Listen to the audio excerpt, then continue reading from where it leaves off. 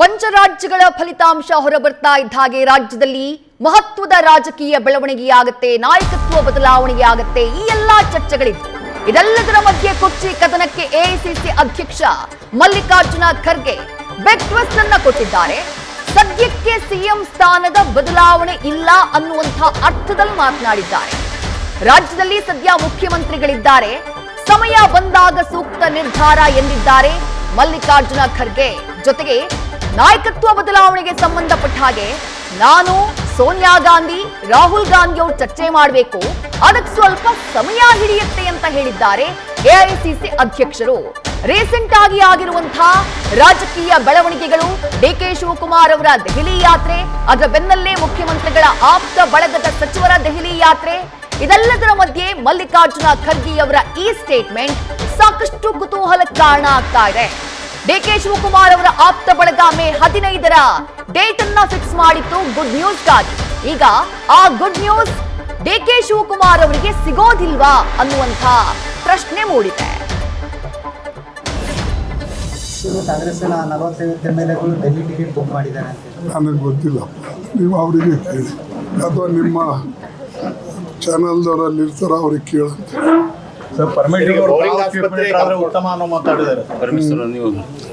ನಾನಾದರೆ ಉತ್ತಮ ಅಂತ ನೀವು ಹೇಳ್ತೀರಿ, ಅವರು ಹೇಳ್ತಾರೆ, ಮೇಲಿನವ್ರು ಹೇಳ್ತಾರೆ.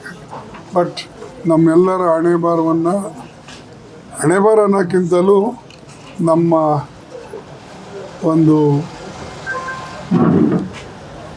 ಐಡಿಯಾಲಜಿ ಪ್ರಕಾರ ಮತ್ತು ನಾವು ಪಕ್ಷದಲ್ಲಿ ಏನು ನಾವು ಇಲ್ಲಿವರೆಗೆ ದುಡ್ಕೊಂಡು ಬಂದಿದ್ದೇವೆ, ನಮ್ಮ ನಿರ್ಣಯಗಳು ಹೆಚ್ಚಾಗಿ ಸೋನಿಯಾ ಗಾಂಧಿಯವರು ತೆಗೆದುಕೊಳ್ತಾರೆ. ಬಟ್ ಈಗ ಆ ಪ್ರಶ್ನೆನೇ ಉದ್ಭವಿಸೋದಿಲ್ಲ. ಈಗಾಗಲೇ ಇಲ್ಲಿ ಚೀಫ್ ಮಿನಿಸ್ಟರ್ ಇದ್ದಾರೆ. ಬದಲಾವಣೆ ಆಗತಕ್ಕಂಥ ಮಾರ್ಗದಲ್ಲಿ ಏನಾರ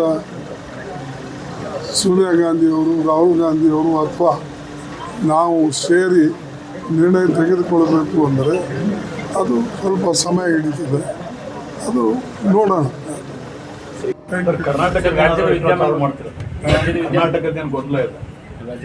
ಅದು ಆದಷ್ಟು ಬೇಗನೆ ಬಗೆಹರಿಸ್ತೇವೆ. ಎಚ್ ಡಿ ಕುಮಾರಸ್ವಾಮಿ ಅವರು ನಿನ್ನೆ ಒಂದು ಮಾತಾಡಿದ್ದಾರೆ ಸರ್, ಮುಂದಿನ ತಿಂಗಳು ಕಾಂಗ್ರೆಸ್ನ 45 ಎಂಎಲ್ಎಗಳು ಡೆಲ್ಲಿ ಟಿಕೆಟ್ ಬುಕ್ ಮಾಡಿದ್ದಾರೆ ಅಂತೇಳಿ. ನನಗೆ ಗೊತ್ತಿಲ್ಲ, ನೀವು ಅವರಿಗೆ ಕೇಳಿ ಅಥವಾ ನಿಮ್ಮ ಚಾನಲ್ದವರಲ್ಲಿ ಇರ್ತಾರೆ ಅವ್ರಿಗೆ ಕೇಳುತ್ತೆ.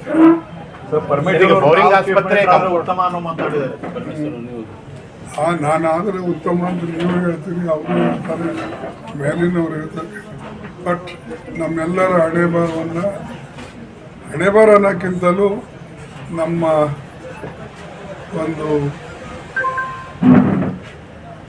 ಐಡಿಯಾಲಜಿ ಪ್ರಕಾರ ಮತ್ತು ನಾವು ಪಕ್ಷದಲ್ಲಿ ಏನು ನಾವು ಇಲ್ಲಿವರೆಗೆ ದುಡ್ಕೊಂಡು ಬಂದಿದ್ದೇವೆ, ನಮ್ಮ ನಿರ್ಣಯಗಳು ಹೆಚ್ಚಾಗಿ ಸೋನಿಯಾ ಗಾಂಧಿಯವರು ತೆಗೆದುಕೊಳ್ತಾರೆ. ಬಟ್ ಈಗ ಆ ಪ್ರಶ್ನೆನೇ ಉದ್ಭವಿಸೋದಿಲ್ಲ. ಈಗಾಗಲೇ ಇಲ್ಲಿ ಚೀಫ್ ಮಿನಿಸ್ಟರ್ ಇದ್ದಾರೆ. ಬದಲಾವಣೆ ಆಗತಕ್ಕಂಥ ಮಾರ್ಗದಲ್ಲಿ ಏನಾರ ಸೋನಿಯಾ ಗಾಂಧಿಯವರು ರಾಹುಲ್ ಗಾಂಧಿಯವರು ಅಥವಾ ನಾವು ಸೇರಿ ನಿರ್ಣಯ ತೆಗೆದುಕೊಳ್ಬೇಕು ಅಂದರೆ ಅದು ಸ್ವಲ್ಪ ಸಮಯ ಹಿಡಿಯುತ್ತದೆ, ಅದು ನೋಡೋಣ. ಮತ್ತಷ್ಟು ಡೀಟೇಲ್ಸ್ ನಮ್ಮ ಪ್ರತಿನಿಧಿ ಹರೀಶ್ ನೀಡ್ತಾ ಹೋಗ್ತಾರೆ. ಹರೀಶ್, ಮಲ್ಲಿಕಾರ್ಜುನ ಖರ್ಗೆ ಅವರ ಮಾತಿನಲ್ಲಿ ಬಹಳ ಗಮನ ಸೆಳೀತಾ ಇರುವುದು 3 ಪ್ರಮುಖವಾದಂತಹ ಅಂಶಗಳು.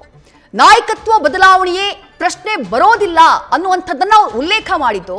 ಸರ್, ಪರಮೇಶ್ವರ್ ಅವರು ನೀವು ಮುಖ್ಯಮಂತ್ರಿ ಆಗಬೇಕು ಅನ್ನುವಂಥ ಮಾತನ್ನ ಹೇಳಿದ್ದಾರೆ ಅನ್ನುವಂಥ ಪ್ರಶ್ನೆಗೆ ಹೌದು ನೀವು ಹೇಳ್ತೀರಿ, ಮೇಲ್ನವರು ಹೇಳ್ತಾರೆ, ಆದ್ರೆ ಪ್ರಮುಖ ನಿರ್ಧಾರಗಳನ್ನ ತೆಗೆದುಕೊಳ್ಳೋದು ಸೋನಿಯಾ ಗಾಂಧಿ ಅವರು ಒಂದು ಬಿಡ್ತಾರೆ. ಜೊತೆಗೆ ನಾಯಕತ್ವ ಬದಲಾವಣೆಯ ಚರ್ಚೆ ಬರೋದಿಲ್ಲ, ಪ್ರಶ್ನೆ ಬರೋದಿಲ್ಲ, ಯಾಕಂದ್ರೆ ಸಿದ್ದರಾಮಯ್ಯ ಅವರು ಆಲ್ರೆಡಿ ರಾಜ್ಯದಲ್ಲಿ ಮುಖ್ಯಮಂತ್ರಿ ಇದ್ದಾರೆ ಅನ್ನುವಂಥ ಮಾತನ್ನ ಹೇಳ್ತಾರೆ. ಅಲ್ಲಿಗೆ ನಾಯಕತ್ವ ಬದಲಾವಣೆ ಇಲ್ಲ ಅಂತ ಅವರು ಉಲ್ಲೇಖ ಮಾಡಿದ್ದು ತಮ್ಮ ಬಗ್ಗೆ ಕೇಳಲಾದಂತಹ ಪ್ರಶ್ನೆಗೆ. ಮತ್ತೊಂದು ಪ್ರಮುಖವಾದಂತಹ ಅಂಶ ಹರೀಶ್, ಎರಡನೇ ವಿಚಾರವನ್ನ ಅವರು ಮೆನ್ಷನ್ ಮಾಡಿದ್ದು, ನಾಯಕತ್ವ ಬದಲಾವಣೆ ಮಾಡಬೇಕು ಅನ್ನೋದಾದ್ರೆ ರಾಹುಲ್ ಗಾಂಧಿ ಸೋನಿಯಾ ಗಾಂಧಿ ಹಾಗೆ ನಾನು ಕೂತು ಚರ್ಚೆ ಮಾಡಬೇಕಾಗುತ್ತೆ, ಸ್ವಲ್ಪ ಸಮಯ ಹಿಡಿಯುತ್ತೆ ಅಂತ ಹೇಳ್ತಾರೆ. ಇದು ಎರಡನೇ ಪಾಯಿಂಟ್. ಮೂರನೇ ಪಾಯಿಂಟ್, ಮತ್ತು ಒಂದು ಪ್ರಶ್ನೆಯನ್ನ ಕೇಳಲಾಗುತ್ತೆ, ಸರ್ ಕರ್ನಾಟಕದಲ್ಲಿರುವಂತಹ ಗೊಂದಲದ ಬಗ್ಗೆ ಏನ್ ಹೇಳ್ತೀರಿ ಎಂದಾಗ ಶೀಘ್ರ ಅದನ್ನ ಬಗೆಹರಿಸುವಂತಹ ಕೆಲಸ ಮಾಡ್ತೀವಿ ಅಂತ ಹೇಳಿದ್ದಾರೆ. ಅಲ್ಲಿಗೆ ಈ 3 ಸ್ಟೇಟ್ಮೆಂಟ್ ನ ಏನು ಪೂರಕವಾದಂಥ ಉತ್ತರ ಏನು, ಸಂದೇಶ ಏನು ಅಂತ ಹೇಳಿ. ಅಂದ್ರೆ ಡಿ ಕೆ ಶಿವಕುಮಾರ್ ಅವರು ಇನ್ನೂ ಸ್ವಲ್ಪ ದಿನಗಳ ಕಾಲ ಕಾಯಬೇಕು ಅನ್ನುವಂತಹ ಸಂದೇಶವನ್ನ ಕೊಟ್ರ, ಅಥವಾ ನಾಯಕತ್ವ ಬದಲಾವಣೆಯ ಪ್ರಶ್ನೆ ಸದ್ಯಕ್ಕಿಲ್ವೇ ಇಲ್ಲ ಅನ್ನುವಂಥ ಮಾತನ್ನೇನಾದ್ರೂ ಮಲ್ಲಿಕಾರ್ಜುನ ಖರ್ಗೆ ಅವರು ಹೇಳಿದ್ರ? ಒಟ್ಟಾರೆಯಾಗಿ ಅವರ ಮಾತಿನ ಅರ್ಥ ಏನು ಅಂತ ಹೇಳಿ ಹರೀಶ್. ವಿದೇಶಿ ಬಹಳ ಮುಖ್ಯವಾಗಿರುವಂಥದ್ದು ಅಂದ್ರೆ ನಾಯಕತ್ವ ಚರ್ಚೆ ಗೊಂದಲ ತಾರಕೇರಿದ್ರು ಕೂಡ ಇಷ್ಟು ದಿನಗಳ ನಂತರ ಎಐಸಿಸಿ ಅಧ್ಯಕ್ಷ ಮಲ್ಲಿಕಾರ್ಜುನ ಖರ್ಗೆ ಅವರು ಮೊದಲ ಬಾರಿಗೆ ನಾಯಕತ್ವ ವಿಚಾರಕ್ಕೆ ಸಂಬಂಧಂಗೆ ಸ್ಪಷ್ಟವಾಗಿ ಹೇಳುವಂತ ಒಂದು ಪ್ರಯತ್ನ ಮಾಡಿದ್ದಾರೆ. ಅಂದ್ರೆ ಒಂದು, ಈಗಾಗಲೇ ಕೂಡ ಸಿಎಂ ಸಿದ್ದರಾಮಯ್ಯ ಅವರು ಇದ್ದಾರೆ ಅನ್ನುವಂತ ಮಾತು ಹೇಳ್ತಾರೆ. ಹಾಗಾಗಿ ಸದ್ಯಕ್ಕೆ ಕುರ್ಚಿ ಖಾಲಿ ಇಲ್ಲ ಅನ್ನೋ ರೀತಿಯಲ್ಲೇ ಕೂಡ ಅವರು ಮಾತನಾಡುವಂತ ಒಂದು ಪ್ರಯತ್ನ ಮಾಡಿದ್ದಾರೆ.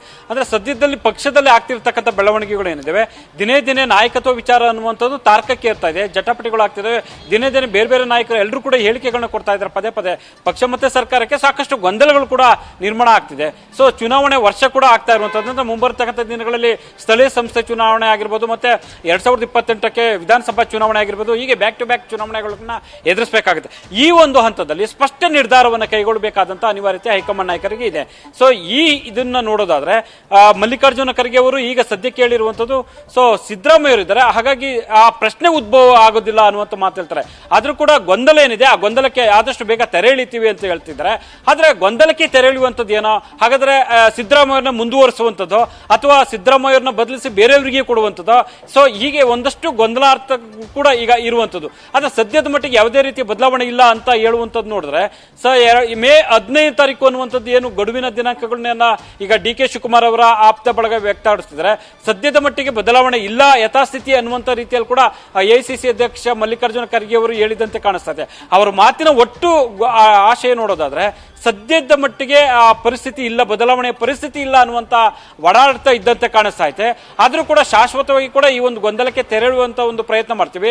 ಒಂದು ವೇಳೆ ಬದಲಾವಣೆ ಅನ್ನುವಂತ ಸಂದರ್ಭ ಸೃಷ್ಟಿ ಆದ್ರೆ ನಾನು ಮಲ್ಲಿಕಾರ್ಜುನ ಖರ್ಗೆ ಅವರಾಗಿ, ನಾನು ಎಐಸಿಸಿ ಅಧ್ಯಕ್ಷ, ಸೋನಿಯಾ ಗಾಂಧಿ ಅವರು, ರಾಹುಲ್ ಗಾಂಧಿ ಅವರು ಕುಳಿತು ಇದನ್ನು ಚರ್ಚೆ ಮಾಡಬೇಕಾಗುತ್ತೆ ಅನ್ನುವಂತ ಮಾತು ಹೇಳ್ತಿದ್ದಾರೆ. ಅಂದ್ರೆ ಇದುವರೆಗೂ ಆ ರೀತಿಯ ಚರ್ಚೆ ಆಗಿಲ್ವಾ ಹೈಕಮಾಂಡ್ ಮಟ್ಟದಲ್ಲಿ ಅನ್ನುವಂತ ಮತ್ತೊಂದು ಪ್ರಶ್ನೆ ಕೂಡ ಸಹಜವಾಗಿ ಉದ್ಭವ ಆಗುತ್ತೆ. ಇದೆಲ್ಲವೂ ಕೂಡ ಅಂತಿಮವಾಗಿ ತೀರ್ಮಾನ ಆಗುವಂತದ್ದು ಮಲ್ಲಿಕಾರ್ಜುನ ಖರ್ಗೆ ಅವರು ಹೇಳ್ತಿರುವ ಪ್ರಕಾರ. ಎಐಸಿಸಿ ಮಾಜಿ ಅಧ್ಯಕ್ಷರು ಆಗಿರುವಂತಹ ಲೋಕಸಭೆ ಪ್ರತಿಪಕ್ಷ ನಾಯಕ ರಾಹುಲ್ ಗಾಂಧಿ ಅವರ ಮೇಲೆ ನಿಂತಿದೆ, ಅವರನ್ನ ಅವಲಂಬಿತ ಆಗಿದೆ ಅನ್ನುವಂಥದ್ದು ಕೂಡ ಈಗ ಸ್ಪಷ್ಟವಾಗಿ ಗೊತ್ತಾಗ್ತಿದೆ. ಒಂದು ಸಿದ್ದರಾಮಯ್ಯ ಕೂಡ ಪದೇ ಪದೇ ಅದೇ ಮಾತನ್ನು ಹೇಳ್ತಾ ಇದ್ದಾರೆ. ರಾಹುಲ್ ಗಾಂಧಿ ಅವರು ಏನೇ ತೀರ್ಮಾನ ತೆಗೆದುಕೊಂಡ್ರು ಅದಕ್ಕೆ ನಾನು ಬದ್ಧವಾಗಿದ್ದೇನೆ ಅನ್ನುವಂಥ ಮಾತನ್ನು ಹೇಳ್ತಾ ಇದ್ದಾರೆ. ಅದೇ ಮಾತಿನ ಅರ್ಥದಲ್ಲೇ ಕೂಡ ಎಐಸಿಸಿ ಅಧ್ಯಕ್ಷ ಮಲ್ಲಿಕಾರ್ಜುನ ಖರ್ಗೆ ಅವರು ಹೇಳಿರುವುದು ಸ್ಪಷ್ಟವಾಗಿ ಗೊತ್ತಾಗ್ತಿದೆ. ರಾಹುಲ್ ಗಾಂಧಿ ಅವರೇ ಬಹಳ ಪ್ರಮುಖವಾದಂತ ತೀರ್ಮಾನವನ್ನು ಮಾಡಬೇಕಾಗಿರುವಂಥದ್ದು. ಹಾಗಾಗಿ ಮಲ್ಲಿಕಾರ್ಜುನ ಖರ್ಗೆ ಅವರಿಗೂ ಮತ್ತೊಂದು ಪ್ರಮುಖವಾಗಿರುವಂಥದ್ದು, ಈಗ ಪರಮೇಶ್ವರ್ ಅವರು ಒಂದು ಮಾತನ್ನು ಹೇಳ್ತಿದ್ದಾರೆ, ಅವರು ಬಂದ್ರೆ ಉತ್ತಮ, ಅವರು ಸಿಎಂ ಆದ್ರೆ ಉತ್ತಮ ಅನ್ನುವಂಥದ್ದು. ಅದಕ್ಕೆ ಅವ್ರಿಗೂ ಕೂಡ ಅಭಿಲಾಷೆ ಇದ್ದಂತೆ ಕಾಣಿಸ್ತದೆ, ಅವ್ರ ಮಾತುಗಳಲ್ಲೇ ಕೂಡ ವ್ಯಕ್ತ ಆಗ್ತಿದೆ. ನನಗೆ ಆಸೆ ಇದೆ ಅನ್ನುವಂಥ ರೀತಿಯಲ್ಲಿ ಕೂಡ ಪರೋಕ್ಷವಾಗಿ ವ್ಯಕ್ತ ಮಾಡಿಸ್ತಂತೆ ಕಾಣಿಸ್ತದೆ.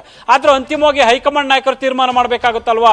ಈ ನನ್ನ ವಿಚಾರದಲ್ಲಿ ಏನೇ ನಿರ್ಣಯಗಳು ಮಾಡಬೇಕಾದ್ರೂ ಕೂಡ ಹೈಕಮಾಂಡ್ ಅಂದ್ರೆ ಸೋನಿಯಾ ಗಾಂಧಿ, ರಾಹುಲ್ ಗಾಂಧಿ ಅವರು ತೀರ್ಮಾನ ಮಾಡಬೇಕಲ್ವಾ ಅನ್ನುವಂತ ಅರ್ಥದಲ್ಲಿ ಅವರು ಹೇಳುವಂತ ಒಂದು ಪ್ರಯತ್ನ ಮಾಡ್ತಾರೆ. ಅಲ್ಲಿಗೆ ಮಲ್ಲಿಕಾರ್ಜುನ ಖರ್ಗೆ ಅವರು ಕೂಡ ರಾಜ್ಯ ರಾಜಕಾರಣಕ್ಕೆ ಬರುವಂತದ್ದಾಗಿರ್ಬೋದು, ಮುಖ್ಯಮಂತ್ರಿ ಆಗುವಂತ ಕನಸು ಕೂಡ ಅವರಿಗೆ ಈ ಕ್ಷಣಕ್ಕೂ ಇರುವುದು ಸ್ಪಷ್ಟವಾಗಿ ಕಾಣಿಸ್ತಾ ಇದೆ. ಆದ್ರೆ ಎಐಸಿಸಿ ಮಟ್ಟದಲ್ಲಿ ಅನಿವಾರ್ಯವಾಗಿ ಕೂಡ ಅಲ್ಲಿ ಇರಬೇಕಾದಂತಹ ಸಂದರ್ಭ ಕೂಡ ಸೃಷ್ಟಿಯಾಗಿದೆ. ಅಂತಿಮವಾಗಿ ಕೂಡ ಒಂದು ರಾಹುಲ್ ಗಾಂಧಿ ಅವರು ತೀರ್ಮಾನ ಮಾಡಬೇಕಾಗುತ್ತೆ ಅನ್ನುವಂತ ಮಾತನ್ನು ಕೂಡ ಸೂಚ್ಯವಾಗಿ ಹೇಳುವಂತ ಒಂದು ಪ್ರಯತ್ನ ಮಾಡಿದ್ದಾರೆ. ಆದ್ರೆ ಎಲ್ಲೊಂದ್ ಕಡೆ ಡಿಸಿಎಂ ಡಿ ಕೆ ಶಿವಕುಮಾರ್ ಅವರು ಕೂಡ ಇತ್ತೀಚೆಗೆ ಬ್ಯಾಕ್ ಟು ಬ್ಯಾಕ್ ದೆಹಲಿಗೆ ಭೇಟಿ ಕೊಟ್ಟಿದ್ರು. ಎಐಸಿಸಿ ನಾಯಕರನ್ನ ಭೇಟಿ ಮಾಡಿದ್ರು, ತಮಗೆ ಸಿಎಂ ಗಾದಿ ಕೊಡ್ಲೇಬೇಕು ಅನ್ನುವಂತ ಬಿಗಿಪಟ್ಟ ನೀಡಿದ್ರು. ಅದೆಲ್ಲದಕ್ಕೂ ಮುಖ್ಯವಾಗಿರುವಂತದ್ದು ಪಂಚರಾಜ್ಯಗಳ ಚುನಾವಣೆ ಮುಗಿದಿದೆ, ಹಾಗಾಗಿ ನನಗೊಂದು ಅವಕಾಶ ಕೊಡಬೇಕು, 3 ವರ್ಷ ಆಗಿದೆ, 2 ವರ್ಷಗಳ ಅವಧಿಗೆ ನಾನು ಕೊಡಬೇಕು ಅನ್ನುವಂತ ಬಿಗಿಪಟ್ಟ ನೀಡಿದ್ದಾರೆ.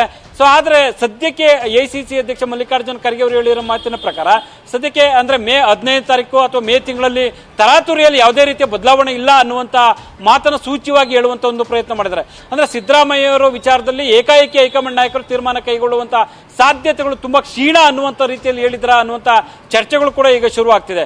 ಒಂದು ರಾಹುಲ್ ಗಾಂಧಿ ಅವರು ಆ ರೀತಿ ತೀರ್ಮಾನ ಕೈಗೊಳ್ಳೋದಾಗಿದ್ರೆ ಇಷ್ಟೊತ್ತಿಗೆ ಒಂದು ಸ್ಪಷ್ಟ ಸಂದೇಶವನ್ನ ಮುಖ್ಯಮಂತ್ರಿಗಳಿಗೆ ರವಾನೆ ಮಾಡ್ತಿದ್ರು ಅನ್ನುವಂಥದ್ದು ಕೂಡ ಈಗ ಚರ್ಚೆ ಇದೆ. ಹಾಗಾಗಿ ತರಾತುರಿಯಲ್ಲಿ ಕೈಗೊಳ್ಳಕ್ ಆಗದೇ ಇರುವಂತ ಕಾರಣಕ್ಕಾಗಿ ಇಷ್ಟು ಡಿಲೇ ಆಗ್ತಿದೆ ಅನ್ನುವಂಥದ್ದು ಗೊತ್ತಾಗ್ತಿದೆ. ಆದ್ರೆ ಸದ್ಯದ ಮಟ್ಟಿಗೆ ಗೊಂದಲಕ್ಕೆ ತೆರೆ ಎಳಿತೀವಿ ಅಂತ ಮಾತನ್ನ ಏನು ಮಲ್ಲಿಕಾರ್ಜುನ ಖರ್ಗೆ ಅವರು ಹೇಳಿದ್ರೆ, ಸಂಪುಟ ಪುನರಚನೆ ಮಾಡಿ ನಾಯಕತ್ವ ಅಬಾಧಿತವಾಗಿ ಮುಂದುವರಿಸ್ತಾರೋ ಅಥವಾ ಸಂಪುಟ ಪುನರಚನೆ ನಾಯಕತ್ವ ಎರಡನ್ನು ಮುಂದುವರಿಸ್ತಾರೋ ಅಥವಾ ಎರಡಕ್ಕೂ ಕೂಡ ಹೊಸದಾಗಿ ಅದನ್ನ ಮಾಡ್ತಾರೋ ಅನ್ನುವಂಥದ್ದು ಕುತೂಹಲ ಇರುವಂಥದ್ದು. ಆದ್ರೆ ಸದ್ಯದ ಮಟ್ಟಿಗೆ ಸಂಪುಟ ಪುನರಚನೆ ಮಾಡಿ ನಾಯಕತ್ವ ಮುಂದುವರಿಸುವಂತ ಸಾಧ್ಯತೆ ಇದೆಯಾ ಅನ್ನುವಂಥದ್ದು ಅನ್ನುವಂಥದ್ದು ಕೂಡ ಈಗ ಸಿದ್ದರಾಮಯ್ಯ ಅವರ ಆಪ್ತ ಬಳಗದಲ್ಲಿ ದಟ್ಟವಾಗಿ ಕೇಳಿ ಬರ್ತಿದೆ.